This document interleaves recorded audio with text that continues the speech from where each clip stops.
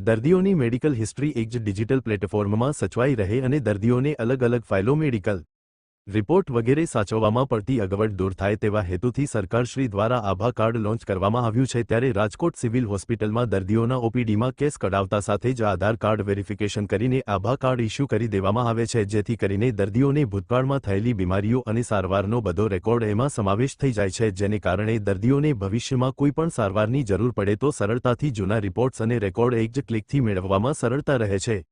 अलग अलग फाइलों मेडिकल रिपोर्ट जेवा कागड़ों हवे मेन्युअली साचववा पड़शे नहीं। आ विषयनी वधु विगत डॉक्टर हर्षद दुसरा द्वारा आजे अमारा प्रतिनिधिओने जणाववामां आवी हती। अहेवाल गिरिराज सिंह राणा। डॉक्टर हर्षद दुसरा पीडी हॉस्पिटल में आरएमओ तरीके कार्यरत छूँ।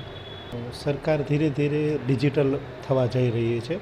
एना एक भागरूपे सरकारे आभानो प्रोजेक्ट लॉन्च कर्यो छे, जेनी अंदर तमारा केस थी मांडीने तमारा रिपोर्ट थी मांडीने तमारी आखी मेडिकल हिस्ट्री सचवाई रही है, जेना माटे तमारा आधार कार्ड संलग्न केस निकळशे अने पछी तमारी दरेक मेडिकल ने लगती माहिती तेनी अंदर सचवाई रहेशे अने भविष्यमां क्यारेय पण तमे जरूर पड़े तो तमे तेमांथी तमे एक्सेस करी शको।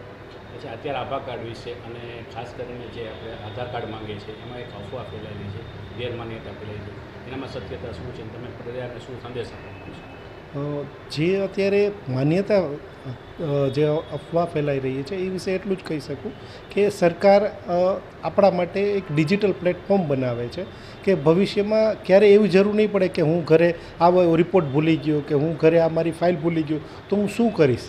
તમારા ડિજિટલ રેકોર્ડ પરથી જ કોઈ પણ ડૉક્ટર પછી તે સરકારી હોય કે પ્રાઇવેટ જોઈને તમને કહી શકશે કે તમારી પાસ હિસ્ટ્રીમાં તમારે આ હતું અને અત્યારે તમારે આના ઉપરથી આ જરૂર છે।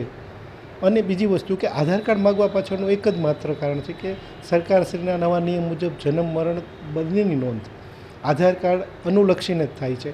તો તમે કેસ કઢાવો ત્યારે તમે જો આધાર કાર્ડ આપેલું હશે તો તેની નોંધણી સારી રીતે થઈ શકશે અને ભવિષ્યમાં આના જે ઉદ્ભવતા પ્રશ્નો છે બરાબર છે તેમાંથી તમે બચી શકશો।